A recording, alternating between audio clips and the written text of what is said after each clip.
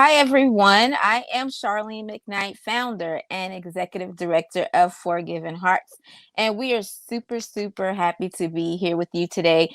We're talking about a deep topic, but the excitement comes from knowing that we're going to help spread awareness and hoping that in the process, we're able to help someone. It is July is Minority Mental Health Awareness Month. And so we have been posting all month about Minority Mental Health Awareness Month, posting resources, posting statistics and facts so that hopefully we all can become informed and aware and make the changes that we need to make so that we can live our best lives.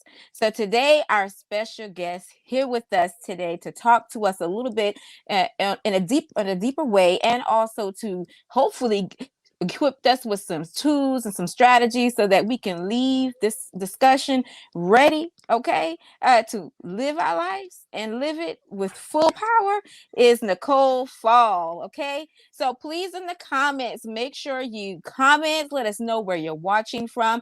And as always, please share, because if you feel you are A-okay, someone else may not be. And if you share this stream, it may reach someone who really, really needs this information. So please go ahead and share that button right now.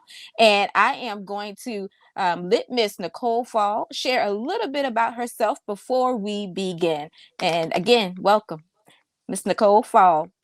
Please share a little bit about yourself with our viewers. Okay, as you said, my name is Nicole Fall. I am originally from the tiniest little town you have probably ever heard of called Pamplico, South Carolina. But I live in Florence, which is about 30 minutes away. I'm a licensed professional counselor associate, and basically what that means is I have a master's degree. I've passed the national counselor's exam. I've done everything that a counselor needs to do, except the state of South Carolina requires me to now do 2,000 and something active counseling hours. So I'm just working on those hours. That's why I'm an A. Once I finish my counseling hours for the state of South Carolina, then the A will drop off, and then I'm just a licensed professional counselor. This journey, it really happened really quick. I graduated from Webster University. Actually, I graduated in December of last year, so I'm just working, trying to make my way, just trying to get this A off my name. I know that's right. And you're going to do it because you've already got all the credentials and all the prep work and everything done. You just, working those 2 years. And so I'm so happy that you are here with us to share your expertise with us. All right. So again, as I've stated, it is Minority Mental Health Awareness Month. It is important for all of us to be mentally sound and well, but we're focusing on minorities because this is the month. So let's talk about, why do you feel there is a need for a month as such as Minority Mental Health Awareness Month? Why is it important for us to have this month?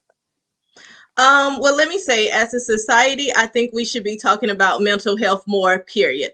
But it's important to address mental health in the minority community because we're less likely to receive mental health treatment. And if you don't mind, I'd like to just go in and tell you there's several reasons why that is, but I'm just going to talk about a few. The first one is there's miseducation, there's stigma, and also we internalize our problems. So to go more in depth of all of those, oftentimes we're given incorrect information. So we're told to trust in God, to pray more. And, if we develop a close enough relationship with God, he's going to see us through and we're going to improve. Although I believe in everything and I'm a spiritual person, you need to go to the right person, okay? Not saying God can't help you, but I believe in staying in your professional lane. So if you have a mental health issue, you need a mental health professional. God can also help with that, but you need a mental health professional. That's just what it comes down to. I agree. I tell people all the time, he puts resources here. And so we are to use those resources. We have various resources. And if you are a very spiritual or religious person, you may believe the same. And so if you have resources here, like your car is a resource to help you get to and from, we use it. Right. So use the resource. We use the stove to help us prepare meals quickly. You know, it's still We fun to could go build play the with some fire, fire. but Yes, what would you exactly. Exactly. We want to use our resources. So absolutely, I agree. also, it's the fact that oftentimes people feel like if they admit that they have a mental health issue or a mental health Mhm. problem, they internalize it and feel like it's something wrong with me. Yes. But I think that's where we also talk about the stigma. So Mhm. mental health treatment should be as normal as taking an over-the-counter aspirin or Tylenol for a headache. We got to get that stigma away where people don't feel like, there's something wrong with me. I'm going to see a counselor or a psychologist, or, I'm taking this medicine for mental health treatment. We got to normalize it. That way it's not Yes. a stigma attached to it. And Absolutely. and then furthermore, let me say this, it's hard to sit in front of a stranger and just tell them your feelings, your problems, your thoughts. That is not an easy thing to do. Mhm. So again, it's kind of like overcoming that stigma, realizing you're sitting in front of a professional. This person is licensed to do this. This person has had training to do this. And let's just be honest, you're not the only person that person is seeing. So it's, again, just normalizing it. And last thing I want to talk about is internalizing the problems a little bit more. Like for Mhm. me, being a minority myself, I was Mhm. taught what goes on in this house stays in this house. So Yes. again, that's the internalization where we don't want to go tell anybody that we got a problem because we feel like, you know what? If I admit I have a problem, then I'm weak or I can't handle it. And I'm not telling that lady my business. She's going to be talking about my business to other people. Which is also not true because for as counselors, we're bound by the American Council Association and also HIPAA laws. So we're not going to tell you business. If we do, you can actually sue us. So, Absolutely. Right, right. And just to piggyback off of what you were saying, y'all, my head is just going to be nodding the whole time because I'm like in agreement, and this topic is so passionate to me. Going along with this, I don't want to be seen as weak or whatever the case may be. We also, we already have many challenges, as minorities, as people of color anyway. And so it's like having to admit that you have another problem, another issue to add to it. I think it's just hard, because it's like, as you said, it's kind of taboo. But we mhm, know that, this didn't become taboo overnight. We know that there are deep issues and reasons as to right. why, things are the way they are. And it didn't come that way overnight, and it's not going to snap out of it overnight. So that's why conversations like the one we are having right now, why they're so important. So you made great points there. And I also want to stress, do the research and find the counselor, right for you. So sometimes people think that when you say go find a therapist, go find a counselor, that, we're advocating for every and anyone. No, just like stoves, as we were mentioning, just as homes, do your research and find the one that fits you. So all of those very good tips, very good information. Thank you for answering that so clearly, because you were hitting on all the points. You're hitting on all the points. Okay, so and you kind of hit on it, but let's talk about it a little bit more. Um, do you feel that minorities are affected differently than other ethnicities when it comes to mental health awareness and mental health just in general? Mhm. Absolutely. So here's the thing about it. There's systematic racism in mental Mhm. health. So oftentimes minorities are not given full treatment options that other ethnicities are. And I'm about to throw out some statistics and facts. So if anybody got some pen and paper, start writing. We love But statistics. We love it.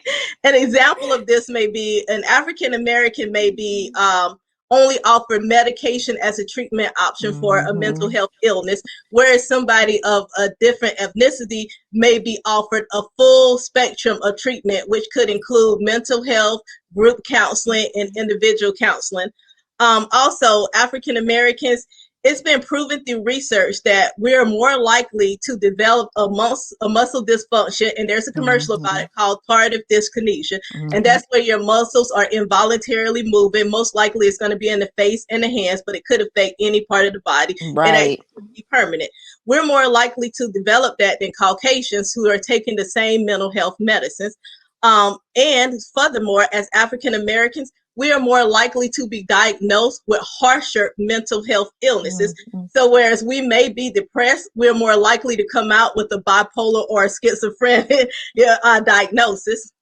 And in a research done by DeMite and colleagues, it was discovered that African Americans are more likely to receive older antipsychotic medications as opposed to the newer, more effective atypical medicine. So what Mm-hmm. that means is when you're African American, and I'm not saying everybody does this, Right. Right. but there is the systematic racism there. So when you go into a psychiatrist's office or your doctor's office and you get that referral for a mental health specialist, basically there's most of the time you're going to get an older medicine. The older medicine is going to have a harsher effect on you. Most of the time you're going to get a harsher diagnosis. With the harsher diagnosis, it's going to actually come more medicines. Mm-hmm. And finally, compared to Caucasians, all minority groups have lower odds of adequate antidepressant use. So that Mm-hmm. means whatever antidepressant medicine you've been prescribed is probably not the best one. Well, I won't even say not the best one, but you're going to have lower odds of Right. adequate recovery. That's what I'll say. Right. Yeah. And so when we talk about minorities and getting treatment, and again, we've already kind of mentioned a little bit some of those barriers, but Mm-hmm. can we break down like what are those barriers for treatment, and how can we overcome those barriers? Because we can break down walls, so there has to be a way. It may be a slow process, but what can we do to break through those barriers? I feel like the most common barrier in mental health is actually lack of education. Mm. And the way to break down that barrier is to educate. So, education is the main key. It's important for people to understand the symptoms that they have and Mm-hmm. understand that if you've tried other options and nothing seems to be working, the problem is still kind of lagging there in the background. Maybe you've even taken medication and you still have the problem. It's just never going away. It's persistent. Or if it's not persistent in the forefront, it's still there. Then maybe mental health treatment or counseling should be considered. Also, here's another thing too. People kind of compare themselves to other Oh people. yes. So they'll say, well, my friend was diagnosed with depression and she had this, and this. But see, I don't have those symptoms, so I know it's not depression. So I don't have a mental health issue. Right, right. And different symptoms or the same symptoms can present differently in different people because you Mm-hmm. can't put people in a box. So I just want to give an example of that. It's like two people can be diagnosed with persistent depressive disorder. One Mm-hmm. person may have a symptom of increased appetite, whereas another person may have a symptom of decreased appetite. Right. According to the DSM-5, either one of those symptoms can work for that diagnosis. So Mm-hmm. one person might be hypersomnia, where they're awake all the time, where the other person may have insomnia, where they're not going to sleep. Again, both of them are diagnoses for the disorder. They might both have low self-esteem, which is still a common diagnosis. So when you put these two people together and they're comparing themselves, they're going to say, well, oh no, I don't have that because I eat a lot. And girl, I can't hold nothing on my stomach. So it can the same diagnosis can present differently in different people. So it's just recognizing the symptoms and just Mm-hmm. education, knowing, just kind of knowing, maybe I need something else. Maybe I need mental health treatment. Absolutely. And and I always say a way to overcome some of the barriers and the stigma, it's just to support each other.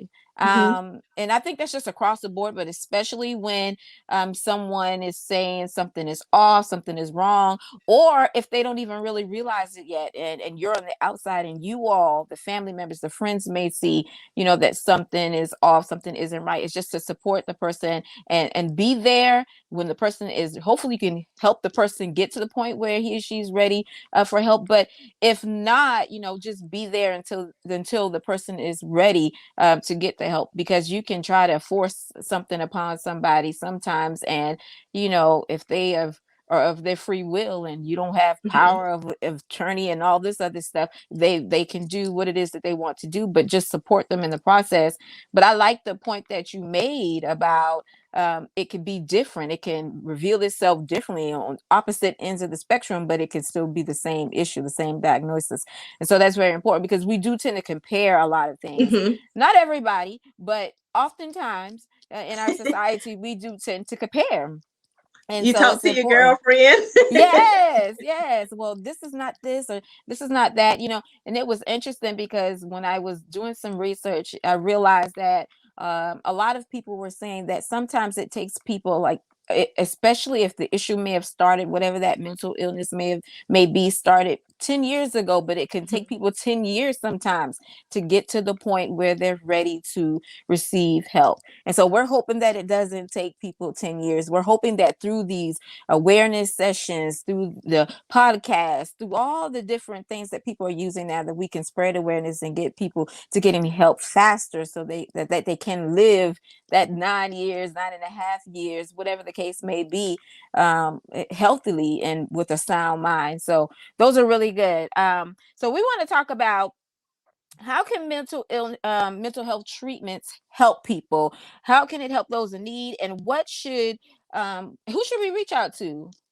Or what should people Okay. do? What are the steps would you prescribe?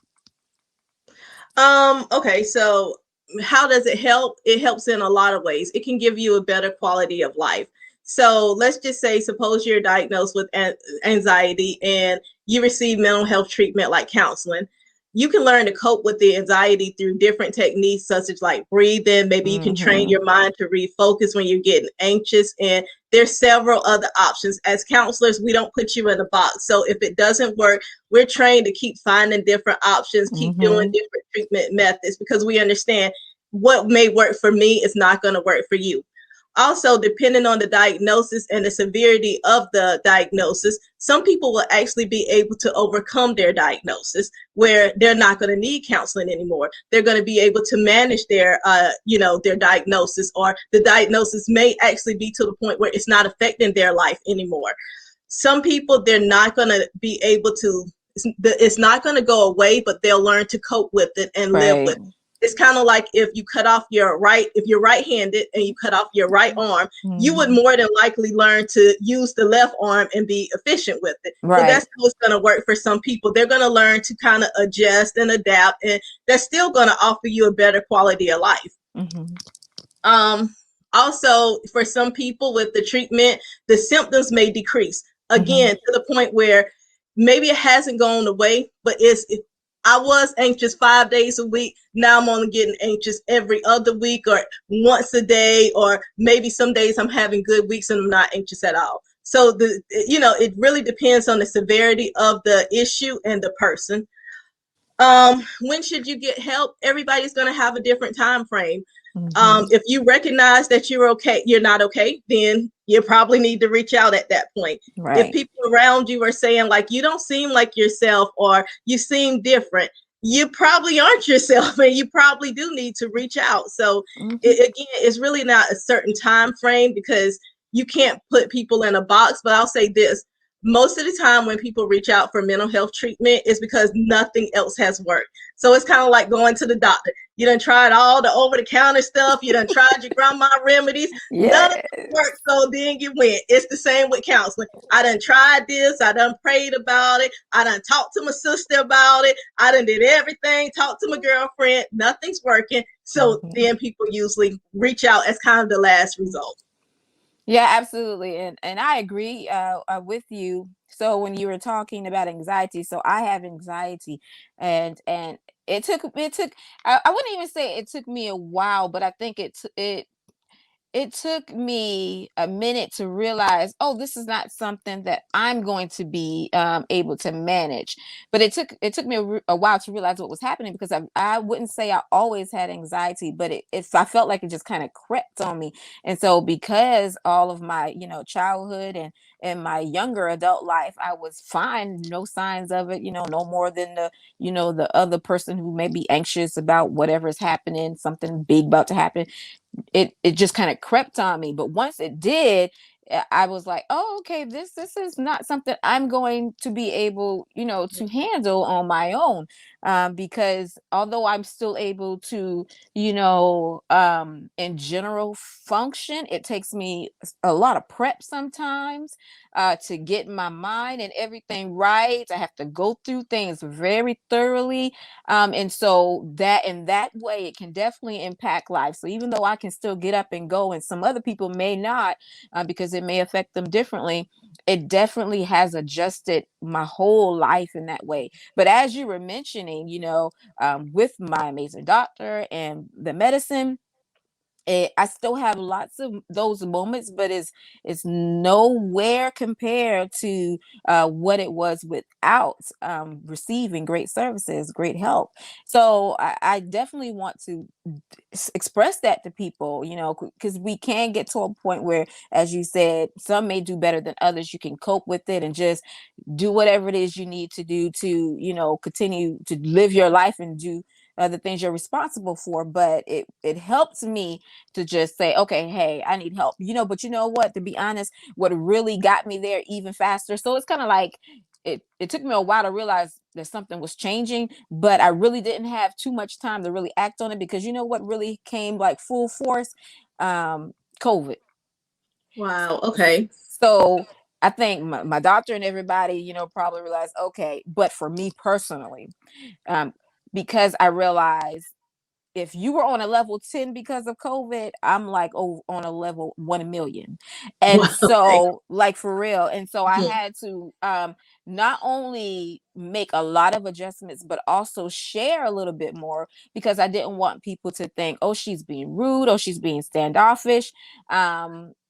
So yeah, many people could have masked some of it to COVID, but because I was like really, really extreme, and still, I would say I'm still really, really extreme. I would say, let's listen. You're good. I just want to let you know I'm not being rude. It's just this, especially now, because more people and more people are becoming more relaxed. Well, I Mhm. haven't. Like there's not going to be a relax for me, but the medicine, like you said, it does help. I'd rather have it and have more good moments and more calm and relaxed moments than to really have none at all. So those are really good points. And I know that, everyone's experience may be different, but for me, getting the help makes a big difference. Yes, it's still, a struggle from time to time. And I say time to time because it's not all the time anymore. But if I'd rather take the 3 days of a struggle than the 7 days of a struggle. And So I'm glad. Oh, I'm sorry. you're I'm glad good. that you had mentioned the medicine too, like even for yourself, because again, it's a stigma attached. Some people feel like, okay, I don't want to take a medicine. I want to Hmm. put it out there. Everyone is not going to take a medicine. Right, Medicine isn't going to be appropriate for everyone. Some right. people are going to be able to just do counseling or just have some other Hmm. mental health treatment or just have breathing treatments. Some people, they get really, okay, I don't want to take a pill. You might not have to take a pill. Right. Yeah. You may not, because I still love this, like the strategy. I think you mentioned the deep breathing. I still Mhm, like deep breathing. Yes, because now I can. Sometimes if it hits me and I'm in it, I can't do anything about it, but just let it do what it do. Okay, just let it mhm, play itself out. But sometimes I can catch it, and I can feel my body getting tense. I can feel my heart rate going up, and I can mhm. catch it and do the deep breathing, and I can bring myself down. So those strategies are definitely in my toolbox, because they really, really, really do help. And I know my close friends are very aware, and very very supportive, but people who may just see me on the outside, like, oh, she's doing this, she's doing that.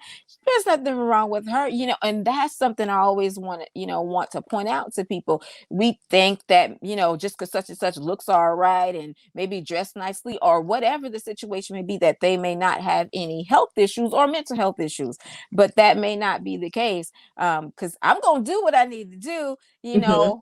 hopefully with all my tools and strategies and everything in place. I'm going to be able to do it. And a lot of times when you're on your own time, you can, it's easier to manage. But, if you're on the job's time, that might be a little more challenging, if you're going through some issues and you have to be to work at 9 o'clock or whatever the case may be. But if you're on your own schedule and, Mhm. I could be a million different places and do that, but, you may not know what happened 10 minutes prior or what's going to happen an hour later. But it's definitely a complex issue and topic, but definitely one worth looking into, and also just sharing and supporting each other with it. We got to talk about it the same way we talk about getting financial help, or Right. the same way we go into this and that to buy a house. The same way we need to spend all that time focusing on our mental health. And I know we always say your mental health is just as important as your physical health. I say it's probably in many times a lot of things start with mental health, and it can Right. cause a lot of physical health problems. So I just like to share and want to continue to share that with people, because I've entered into a lot of conversations, and those are kind of things that come up was like, really? Oh, and for some people it's like, oh, I just didn't know. And some people they'd be like, I don't believe that. Well, no, it's true. And mental health looks different ways, just as if you're saying it can Mhm. impact people differently. It may look differently. You may see someone, and then I always say, well, what does it look like? What does a mental illness look like? Could look like a lot of things when it's coming out, when it's manifesting itself. And so just because it's a cute package doesn't mean that something still may not be right, or, not right, like not in a bad way, but just not okay, or there's a struggle, because it could be a gift, and that gift can maybe wrapped perfectly, but that gift may have chaos, inside, Mhm. so I just want everybody to get to a point where we can help each other, listen to each other, support each other, and hopefully get everybody to get whatever help that they may need. All right. So I know I went off on that, but I just wanted to share that because that was just on my heart to share, because I have been talking about it more and more and more with people, and that may help somebody to also share with your family members and friends, and hopefully you have some amazing and supportive ones, as I do, hopefully. But if not, we can make sure you get some people in your team, Yes, in your corner, okay, so that it is okay to not be okay, but treatment and help and support is out there. it is. All right, so let's talk about mental health providers. How do we go about finding a mental health provider? What would you suggest for people, especially minorities, people of color? Okay. The first option I'm going to suggest is call Nicole Fall at Positive Solutions Counseling, and that number is 843-453-4595. Now, that's my first suggestion, but I got Yes. others. Okay. Yes. I love it. I love it. If you have Medicaid or private insurance, most private counseling agencies and even public counseling agencies will take you on as a client. Let's say you are someone who, for whatever reason, you don't have any insurance, or Lord, let's back up for a second. Let's say you have Medicaid. Mhm. Most private agencies and public agencies will take Medicaid. In fact, surprise people, we love Medicaid. If you have Medicaid, you can almost choose any counselor you want because we all love Medicaid. Like, that's our best friend. Mhm. Mhm. If you have absolutely no insurance at all, you are still not left out. Right. You can go to a public counseling agency such as PD Mental Health in Florence. Mhm. That's the Florence area. I think it covers Florence counties, and PD Mental Health Marion, which covers Marion County. Another public agency is Tri-County Mental Health, which covers Dillon, Marlborough County, and Chesterfield County. Because those are public Mhm. agencies, you do not have to have a dime in your pocket, and you can still get Yes. consistent mental health treatment. And they are still professional people who have a master's degree in counseling. So there is help for everyone. You're right. Definitely lots of help out there for everyone. And even more than what was just shared, go to, as I stated, Forgiving Hearts on our social media. We've been posting resources and we're going to continue to post resources so that you all can have your whole list for you to Mm-hmm. pick from. And if this one doesn't work for you, move to the next one. But don't stop until you get some help. But we also want you to continue to do the work at home. So she mentioned deep breathing, and I, confirmed for me that works really, really, really well. What are some other things that we can do at home or at work, wherever we may be, to contribute to our wholeness, our soundness, our mental health? What are some things that we can do? I would say the number one thing is self care, and that's going to again look different for each individual. But self care is important. And when you say self care, ideally people think about, okay, I got to do something for myself, which is what self care is, but it doesn't have to be long and drawn out. So for some people, that can be like, coloring. You can color in like 3-4 minutes. You don't have to color the whole page, just cover enough to calm down and relax.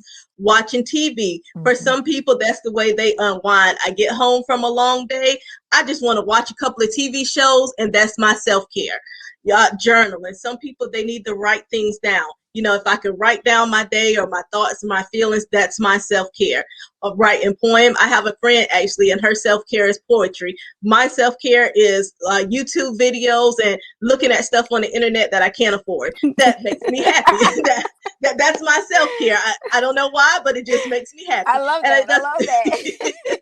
And it doesn't take me all day to do. So sometimes I could just, log on to Google, do Google search, look at the new, I don't know, the new Gucci bag. I'm not gonna get the bag, but I Yeah. like looking at it. That's my self care. And the point of self care is something that you can do to relax and give yourself a Hmm. peace of mind. Self-care, it could be just 5 minutes, but you got Yes. to make time for it within your day. As women, we tend to take care of everybody else so much that we don't make time for ourselves, and that self-care can be our little 5 minutes to ourselves a day, or 3 minutes. Maybe start off with just 2 minutes, and if you can work up, do that. The only thing with self care is I wouldn't recommend something like working out, just because that can take up a lot of energy, and it can Yeah. be overwhelming or exhausting, or you can even build up anxiety thinking about the workout. So it's not really self care if you're kind of anxious about it or you don't really like doing it. That's not really self Right, care. right. Yes. Yeah, and so I know self-care is like one of those buzzwords right now, right? Everybody's, talking about self-care. Hello, hello. Thank you for joining us. But I think it's worth all of the attention that it is getting, figure out what it is that you could do. And I know we're used to being so busy that we Mhm. don't take the time to, have some self-care time, but it is so, so, so important. So I always I love to read, so reading is great for me. Mhm. I have a foot massage, a little bath, and that's really great for me. I love just sitting outside if it's not too hot, because in the south it can get really hot, but sitting outside in nature, that's awesome for me.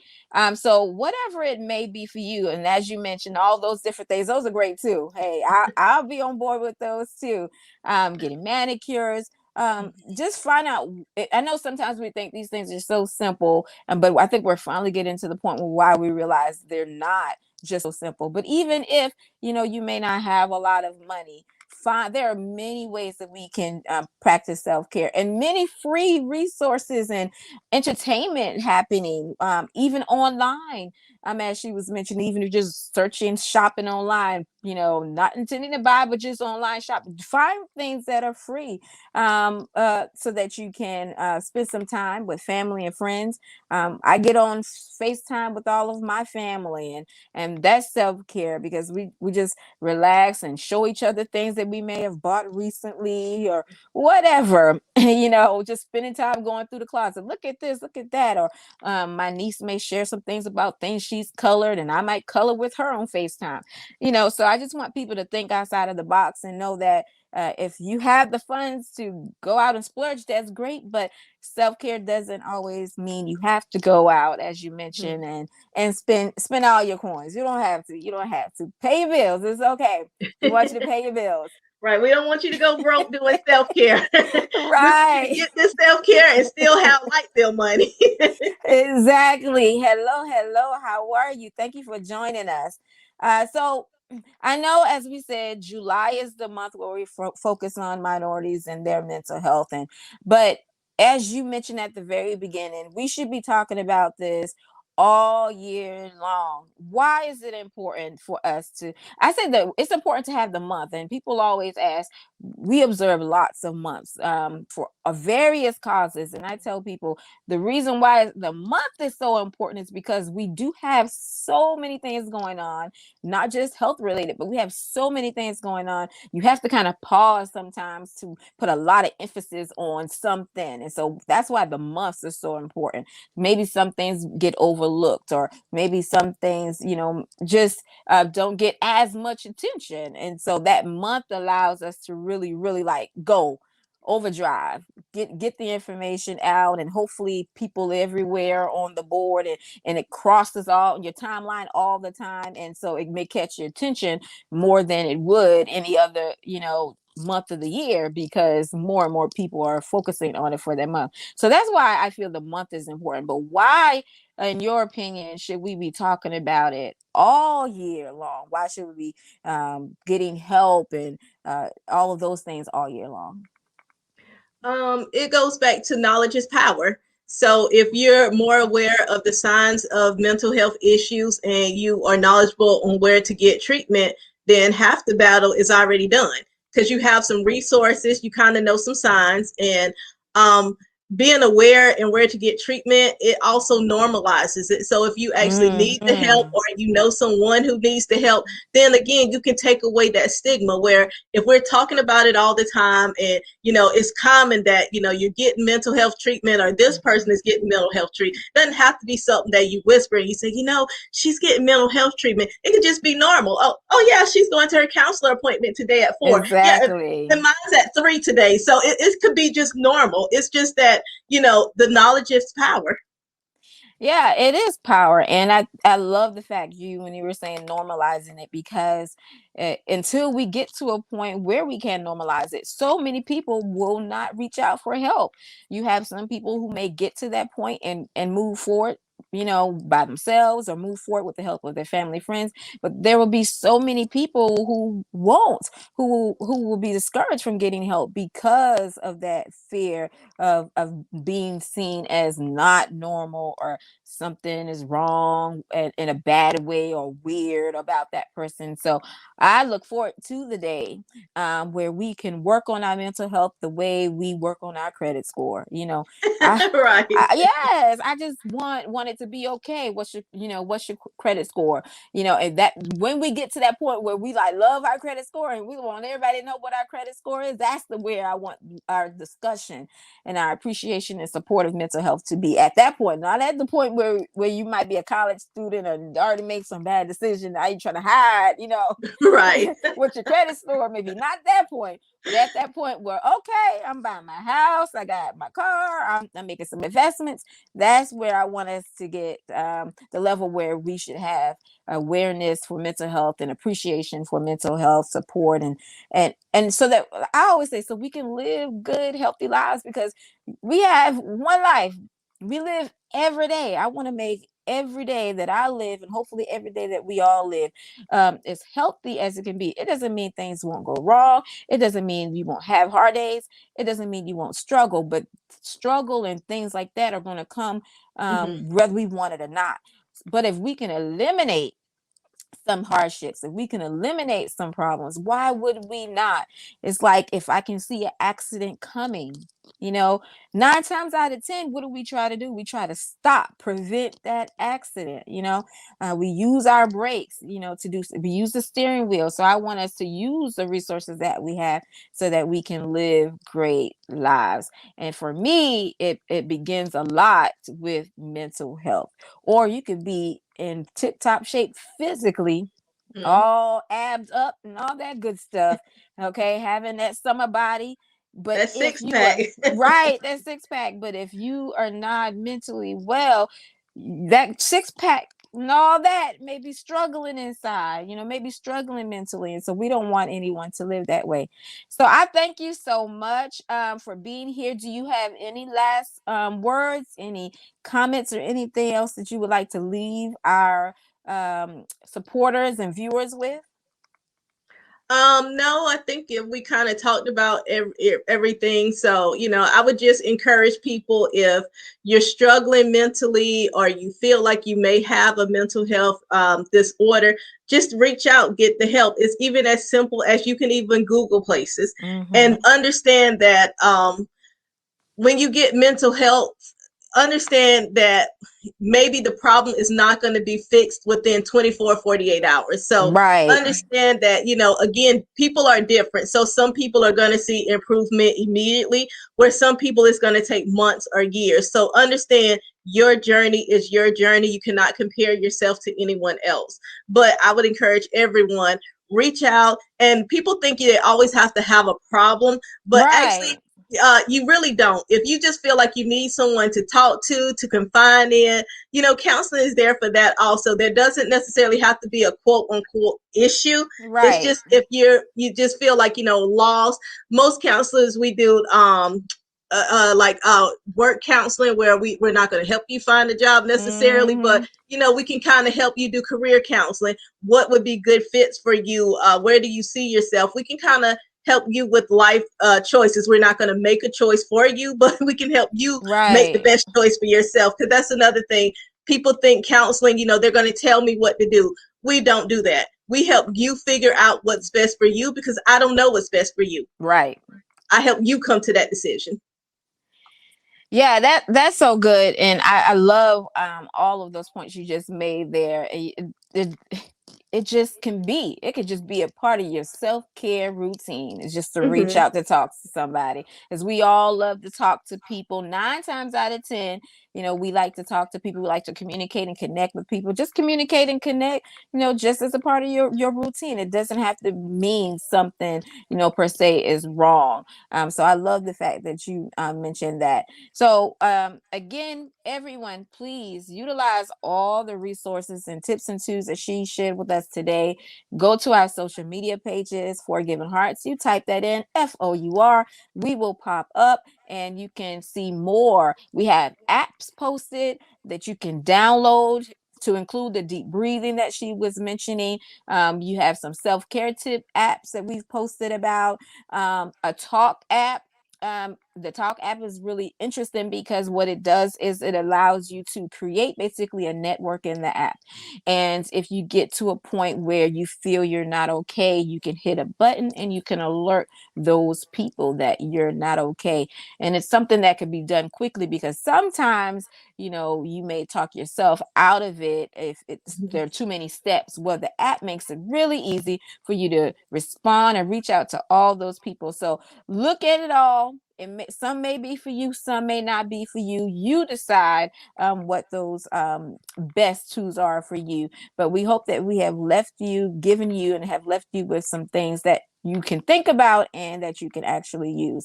So the interesting thing is, and not interesting as in this is great, but interesting as in is in one reason why we must continue to have this conversation. As I'm an African American woman, I'm Black. I always find it interesting that 1 in 3 Black Americans reach out and get the assistance that they need. Only 1 in 3 actually get the assistance that they need. We want that to be 3 in 3. We want Mhm. everyone to get the help that they need. And as she mentioned, it could be due to those barriers, it could be to lack of education, whatever the case may be. But we want it to be 3 in 3. Blacks get the help that they need, get the treatment that they need. So live your best life. Thank you for tuning in today. I am Charlene McKnight, founder and executive director of Forgiven Hearts. I have appreciated this very lively discussion about something that's really serious and very deep. So we foster forgiving hearts and responsible citizenship by focusing on 4 targets: health, family, education, and community. Thank you all for tuning in with us today, especially for those who tuned in past 7 o'clock. You all are awesome. We appreciate all the comments. Thank you for all the love, all the hearts, and we hope that you have a great evening. Bye.